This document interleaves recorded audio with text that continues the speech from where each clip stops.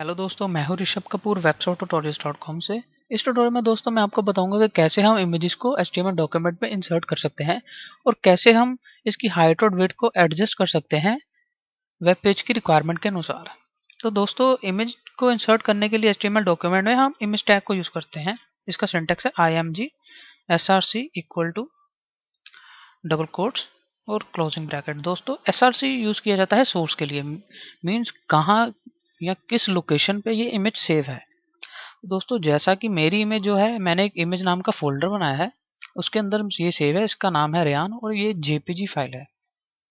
तो इसलिए मैं इसको लिखूंगा इमेज जिस फोल्डर में ये सेव है, उसके बाद फॉरवर्ड स्लैश, उसके बाद इसका नाम और डॉट जेपीजी इसकी एक्सटेंशन।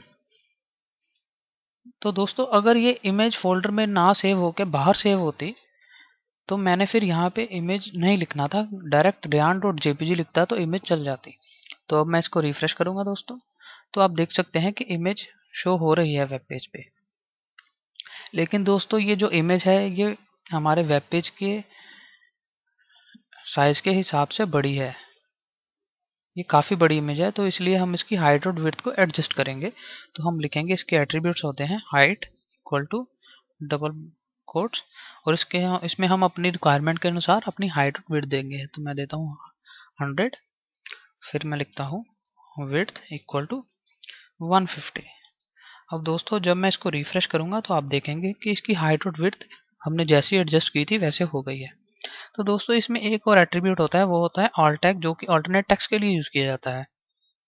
मीन्स दोस्तों, अगर इमेज किसी कारण से नहीं शो हो रही, जैसे कि आपने कोई रॉन्ग पाथ दे दिया है या इमेज जो जिस लोकेशन पे सेव थी आपने वहां से डिलीट कर दी है, तो उस केस में इमेज सेव नहीं होगी। जैसे कि मैं इसमें गलत नाम लिख देता हूँ, RYN कर दिया मैंने, अब ये मेरी डिस्प्ले नहीं हो रही है। तो अगर मैं ऑल्ट टैग में कुछ लिख दूंगा, जैसे कि रेयांस इमेज, अगर ये इमेज शो नहीं करेगा तो ये टेक्स्ट शो कर देगा, ये वाला। और दोस्तों, अगर मैं इसका फाइल का सही नाम लिखूंगा तो ये इमेज शो करेगा। मीन्स अगर ये इमेज शो नहीं हो रही तो ये टेक्स्ट शो होगा। और दोस्तों, HTML में ये रेकमेंड किया जाता है कि always use all tags, mean हमेशा ऑल टैग्स को यूज करें। नहीं तो आप जब इसको W3 स्टैंडर्ड्स में वैलिडेट करेंगे, जैसा कि मैं आपको टेम्पलेट बनाने के बाद बताऊंगा, तो उसमें ये इसकी एरर निकाल देगा कि आपने ऑल टैग यूज नहीं किया हुआ। तो दोस्तों, इस ट्यूटोरियल में इतना ही। इस ट्यूटोरियल को देखने के लिए धन्यवाद। अगले ट्यूटोरियल में मिलते हैं।